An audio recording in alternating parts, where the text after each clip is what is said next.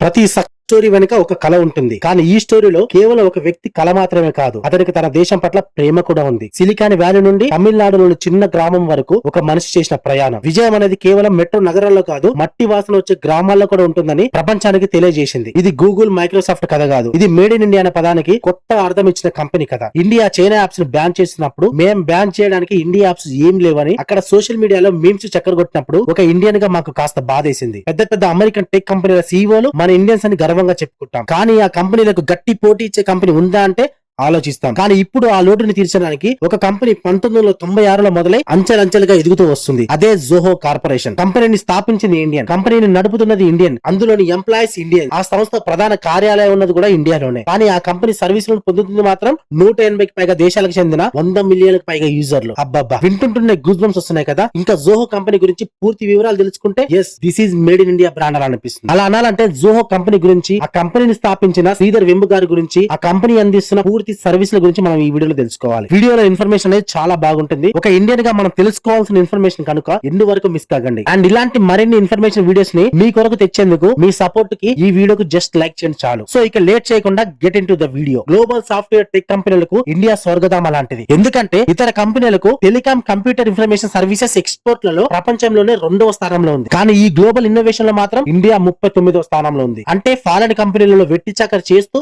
మన ఇండియన్స్ వారి తెలివితేటలతో ఆ కంపెనీలను టాప్ ప్లేస్ లో నిలబెడుతున్నారు. కానీ ఆ కంపెనీలకు గట్టి పోటీ ఇచ్చే కంపెనీలను మాత్రం టాప్ చేయలేకపోతున్నారు. కానీ ప్రస్తుతం ఐటీ మార్కెట్ లో ఈ పరిస్థితులు మారుతున్నాయని చెప్పవచ్చు. దానికి ఉదాహరణ ఈ జోహో కార్పొరేషన్. 1996లో ఎందుకు మనం దేశం కోసం మనమే ఒక కంపెనీ సృష్టించకూడదు అనే చిన్న ఆలోచించి మొదలై నేడు 16,000 ఉద్యోగులతో 150కి పైగా దేశాలలో తన కార్యకలాపాలు నిర్వహిస్తూ 1,00,000 కోట్ల టర్న్ ఓవర్ తో గూగుల్, మైక్రోసాఫ్ట్, వాట్సాప్ కంపెనీలకు గట్టి పోటీగా నిలబడుతుంది. జోహో కార్పొరేషన్ సర్వీసుల గురించి తెలుసుకోబోయే ముందు దాన్ని స్థాపించిన శ్రీధర్ వెంబు గారి ప్రస్థానం గురించి మనం తెలుసుకోవాలి. శ్రీధర్ వెంబు గారు 1968లో తాంజావూరులో ఒక సాధారణ రైతు కుటుంబంలో పుట్టారు. అతని తండ్రి చెన్నైలోని హైకోర్టులో సైనోగ్రాఫర్ గా పనిచేశారు. తల్లి ఒక గృహిణి. ఆయనకు చిన్నప్పటి నుంచే చదువు పట్ల ప్రేమ, క్యూరియాసిటీ, ప్రశ్నించే స్వభావం ఎక్కువ. ఆయన మొదట గవర్నమెంట్ స్కూల్లో చదివి జేఈలో ఆల్ ఇండియా లెవెల్లో 21వ ర్యాంకు సాధించి 1989లో ఐఐటి మద్రాస్ లో ఎలక్ట్రికల్ ఇంజనీర్ లో బ్యాచిలర్ డిగ్రీ పూర్తి చేశారు. తర్వాత న్యూజెర్సీలోని ప్రిన్స్టన్ యూనివర్సిటీ నుంచి ఎంఎస్ పిహెచ్డి పొందారు. అతని కెరీర్ 1994లో కాలిఫోర్నియాలోని శాన్ డియాగోలోని క్వాల్కామ్ కంపెనీలో ప్రారంభం మొదలైంది. తర్వాత ఆయన శాన్ ఫ్రాన్సిస్కోకి మారారు. ఇక తర్వాత క్వాల్కామ్ లో ఇంక్డాట్ లో వైర్లెస్ సిస్టమ్స్ ఇంజనీర్ గా పనిచేశారు. అక్కడ అతను వైర్లెస్ కమ్యూనికేషన్ తో టాప్ నిపుణులతో కలిసి పనిచేసే అవకాశం పొందారు. తన జాబ్ అద్భుతంగా ఉంది. హై ప్రొఫైల్ నెట్వర్క్ ఉంది. ఫారెన్ లో మంచి జీతం, మంచి లైఫ్ స్టైల్ ఉంది. అయినా కూడా ఆయనకు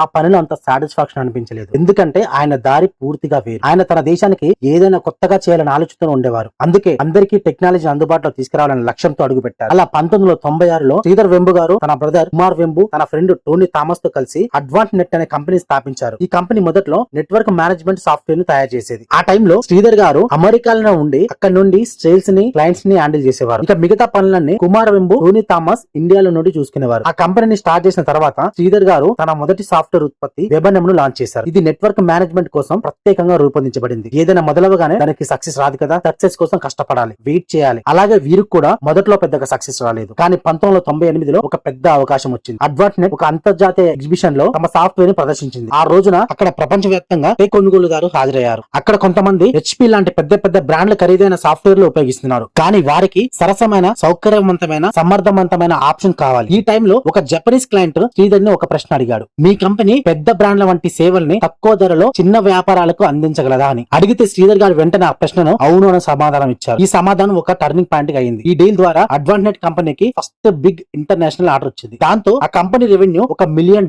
చేరుకుంది. అలా అడ్వాన్స్ నెట్ కంపెనీ డెవలప్మెంట్ ని చూసి సేల్ ఫోర్స్ అనే పెద్ద టెక్ కంపెనీ అడ్వాన్స్ నెట్ ని $25 మిలియన్ కొనుగోలు చేయాలని ఆఫర్ ఇచ్చింది. ఇక్కడ ఒకసారి ఊహించుకోండి, మీరు 2 కోట్ల వార్షిక అమ్మకాల టర్న్ ఓవర్ ఉన్న వ్యాపారం నడుపుతుంటే ఎవరైనా మీకు ఒకేసారి 25 కోట్ల ఆఫర్ ఇస్తే మీరు దాన్ని అమ్మడానికి అంగీకరిస్తారు. ఆ టైంలో ఇదే ఆఫర్ శ్రీధర్ వెంబు గారికి వచ్చింది. శ్రీధర్ గారు తన కో ఫౌండర్స్ అయిన కుమార్ వెంబు, టోనీ థామస్ తో కలిసి సీరియస్ గా ఆలోచించారు. ఈ కంపెనీ కేవలం ఒక వ్యాపారం కాదు, ఇది మన కళల్ని అమ్ముకోవద్దు అని వారు నిర్ణయించుకొని $25 మిలియన్ ఆఫర్ ని తిరస్కరించారు. వారు తీసుకున్న నిర్ణయం కరెక్ట్ అని 1999లో రుజువైంది. ఎందుకంటే అడ్వాట్నెట్ టర్న్ ఓవర్ $10 మిలియన్ల చేరుకోవడమే కాదు, అందులో పనిచేసే ఉద్యోగాల సంఖ్య 115కు దాటింది. కానీ ప్రతి బిజినెస్ లోనూ చాలా కష్టమైన ఫేజ్ అనేది ఉంటుంది. అలాంటిదే అడ్వాట్నెట్ కి 2001లో వచ్చింది. అప్పుడు .com బబుల్ పలిగి అమెరికాలో అనేక స్టార్టప్లు ఒక్క రాత్రిలో మూతపడ్డాయి. దాంతో అడ్వాట్నెట్ క్లయింట్లు కూడా కనుమరుగవ్వడం ప్రారంభించారు. క్లయింట్ల నుంచి ఫోన్ కాల్స్ రావడం లేదు, సేల్స్ పూర్తిగా సున్నా అయిపోయాయి. అసలు ఈ పరిస్థితి రావడానికి కారణమైన .com బబుల్ గురించి చెప్పాలంటే 1990ల మధ్యలో ఇంటర్నెట్ ప్రపంచానికి కొత్తగా పరిచయమైంది. ఆ టైంలో ఇంటర్నెట్ అంటే భవిష్యత్ అని అందరూ అనుకున్నారు. అందుకే ఏ కంపెనీ పేరు చివరన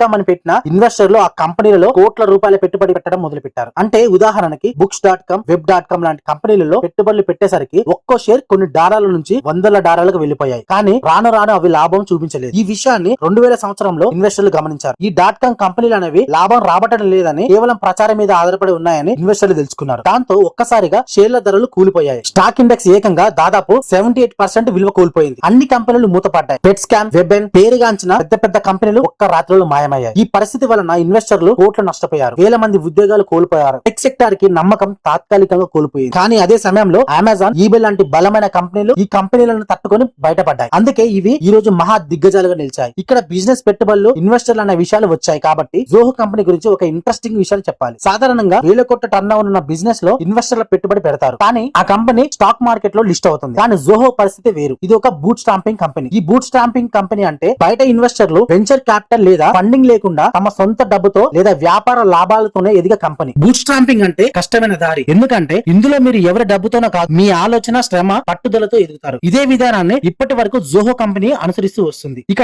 .com బబుల్ టైంలో చాలా కంపెనీలు తమ ఉద్యోగాలను తొలగించిన శ్రీధర్ వెంబు గారు మాత్రం ఒక ఉద్యోగం కూడా తీసేయలేదు. బదులుగా అందరినీ రీసెర్చ్ అండ్ డెవలప్మెంట్ లో నిమగ్నం చేశారు. ఈ నిర్ణయం శ్రీధర్ గారి మాస్టర్ స్ట్రోక్ గా నిలిచింది. ఈ టైంలోనే వారు కొత్త సాఫ్ట్వేర్ మేనేజ్ ఇంజిన్ ని డెవలప్ చేశారు. 2002లో ఇది మార్కెట్ లో లాంచ్ అయినప్పుడు బ్లాక్ బస్టర్ హిట్ అయింది. ఆ తర్వాత టైంలో భారతదేశంలో టెలికాం ఐటీ సెక్టర్ లో రంగ వృద్ధి చెందుతుంది. దాంతో కంపెనీలకు వారి డైలీ వర్క్ డ్యూటీ సమర్థవంతంగా నిర్వహించే సరసమైన సాఫ్ట్వేర్ అవసరమైంది. శ్రీధర్ గారు ఈ అవసరాన్ని గుర్తించి మేనేజ్ ఇంజన్ ని సరైన టైంలో మార్కెట్ లోకి తీసుకొచ్చారు. దీనితో జోహో వృద్ధి మళ్లీ ప్రారంభమైంది. మేనేజ్ ఇంజన్ ఎంత సక్సెస్ అయిందంటే ఫార్చ్యూన్ 500 కంపెనీలో 60% దీన్ని ఉపయోగించడం ప్రారంభించారు. దీంతో కంపెనీ వృద్ధి ఆకాశాన్ని దాకింది. ఇక ఇప్పుడే మొదలైంది అసలైన కథ. 2005లో జోహో CRM లాంచ్ చేసింది. అంతకుముందే ఆన్లైన్ లో వర్డ్, సేజర్ కోసం జోహో రైటర్ స్టేట్లు, షీట్ల కోసం జోహో షీట్, ప్రెజెంటేషన్ కోసం జోహో షో లాంటి ఈ టూల్స్ యొక్క ముఖ్య ఉద్దేశం ఏమిటంటే బిజినెస్ చేసే వారికి గూగుల్ వర్క్ స్పేస్, మైక్రోసాఫ్ట్ ఆఫీసులకు ప్రత్యామ్నాయంగా తక్కువ ధరలో ఒక పూర్తి మరియు ఇంటిగ్రేటెడ్ ఆఫీస్ సూట్ ని అందించడం. ఇక 2009లో కంపెనీ పేరుని అడ్వాంటెంట్ నుండి జోహో కార్పొరేషన్ గా మార్చారు. ఎందుకంటే కంపెనీ ఫోకస్ ఇప్పుడు పూర్తిగా క్లౌడ్ ఆధారిత బిజినెస్ సాఫ్ట్వేర్ పై మారింది. కంపెనీ పేరు కూడా విజన్ ని ప్రతిబింబించాలని శ్రీధర్ గారు అనుకున్నారు. ముందుగా అతను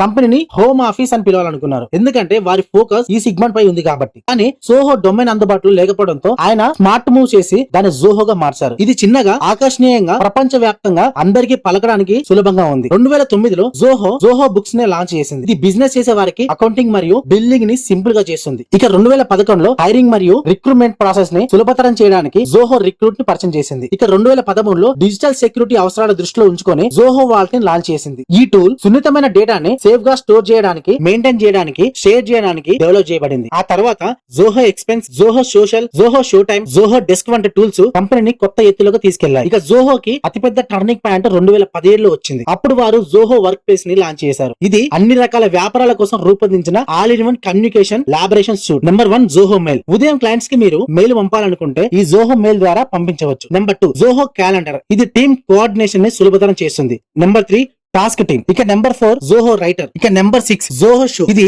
రెడీమేడ్ టెంప్లెట్లతో అద్భుతమైన ప్రెజెంటేషన్ ను సృష్టించడానికి సహాయపడుతుంది. ఇది మైక్రోసాఫ్ట్ పవర్ పాయింట్ కి, గూగుల్ స్లైడ్స్ కి పోటీగా వచ్చింది. Number 7 Zoho work drive. ఇది గూగుల్ డ్రైవ్ కి పోటీ. ఇలా అనేక సాఫ్ట్వేర్లు డెవలప్ చేశారు. ఇలా ఎదుగుతూ జోహో ఈ రోజు 1,00,000 కోట్ల కంపెనీకి ఎదిగింది. కానీ దాని గొప్పతనం ఆ సంఖ్యలో లేదు. అది గ్రామాల నుంచి వచ్చిన ఆ యువతలో ఉంది. వారు ఇన్నోవేషన్ ని కొత్త దిశగా చూపించారు. మన దేశ భవిష్యత్ మెట్రో సిటీలో కాదు, గ్రామాల్లో ఉన్న ల్యాప్టాప్ లో ఉందని జోహో స్టోరీ మనకు చెప్తుంది. ఈ రోజు జోహో ఒక కంపెనీ, రేపు అది ఒక ఆలోచన. మేడ్ ఇన్ ఇండియా నుండి మేడ్ బై రూరల్ ఇండియా దిశగా నడిపిన ఒక విప్లవం జోహో.